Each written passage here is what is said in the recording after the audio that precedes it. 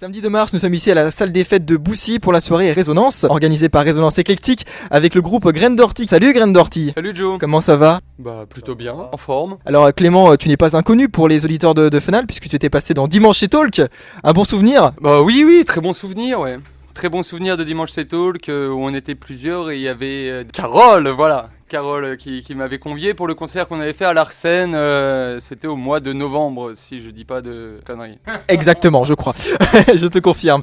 Et donc ce soir, vous serez sur scène. Alors quel est le programme pour Graine d'Ortie justement ce soir? Alors le programme, la soirée démarre avec le collectif Arcelard, donc un collectif hip-hop, et ensuite Graine d'Ortie, donc nous on fait une prestation d'une heure et quart, donc c'est pas le spectacle complet, on a sélectionné certains morceaux du set, et ensuite ça s'enchaîne sur un mix punk et après ça part un petit peu en électro jusqu'à 8h du matin. Donc c'est un gros brassage de musique qui d'ailleurs rappelle le nom de l'association Résonance Éclectique. On le rappelle, qui organise la soirée ce soir. Alors une soirée, tu l'as dit, très éclectique justement.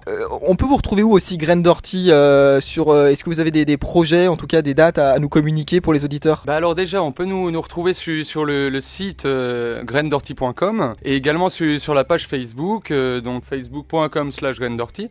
Et ensuite, les concerts de Graine d'Ortie, donc les prochains à venir, c'est à la Ciergerie le 16 mars à Annecy.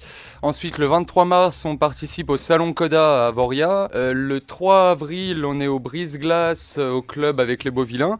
Après, il faut aller sur le site, il y a pas mal de dates à venir et en cours. De retour à la soirée Résonance à Boussy.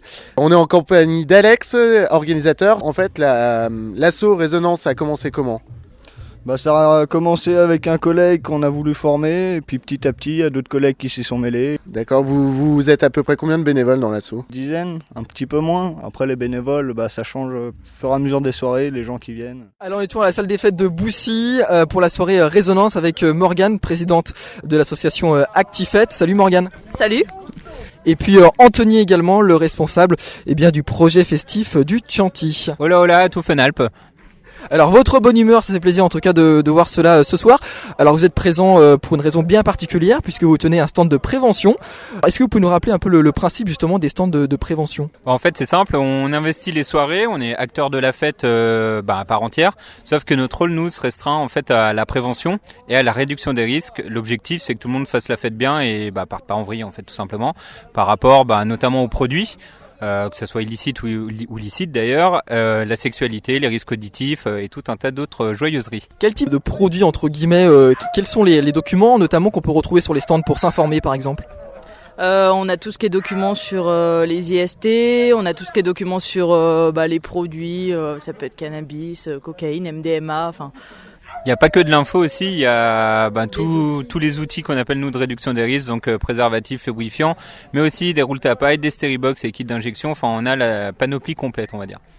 Quel type finalement de personnes viennent vous consulter dans les stands ? Est-ce que c'est très épars, très éclectique, on retrouve tout type de personnes ou c'est un profil de personnes bien précises ?